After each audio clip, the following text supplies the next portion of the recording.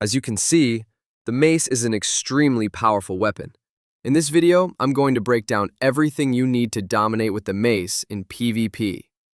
From how to two-shot your enemies, to combos, setups, and even tricks your opponents won't see coming. Stuff like this.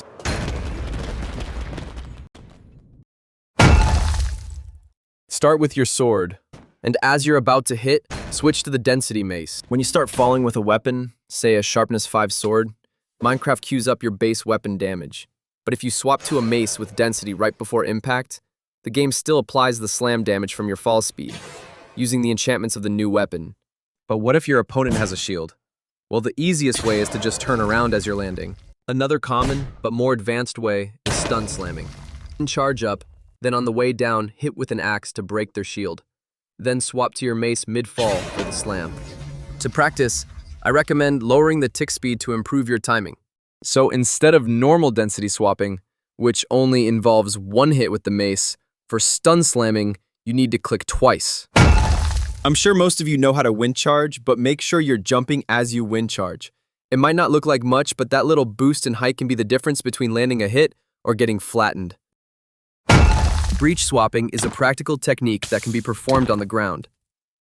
Similar to density swapping, you start with the sword or axe, and then switch to the mace right before you're about to hit. What this does is that it removes the cooldown of the mace.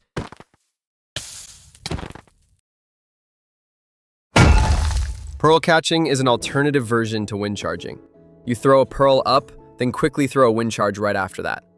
When the wind charge hits the pearl, you'll be teleported to that spot. First, fly low to the ground with your elytra. Then, look upward and wind charge at just the right moment.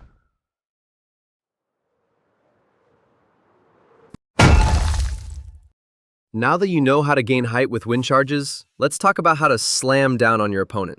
This part's a bit trickier, but with practice, it's clean.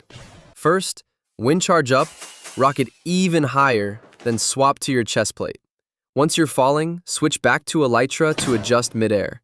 Then, right before landing, swap to your chest plate again and slam with your density mace.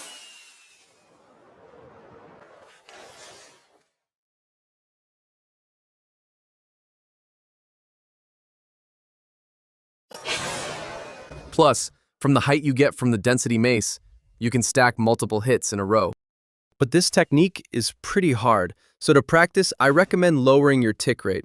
Also, it is way easier to rocket directly up rather than going at an angle, especially if you're unfamiliar with the elytra in Mace PvP. I also wanted to mention that if you don't have rockets, you can actually bounce up with an armor stand like so.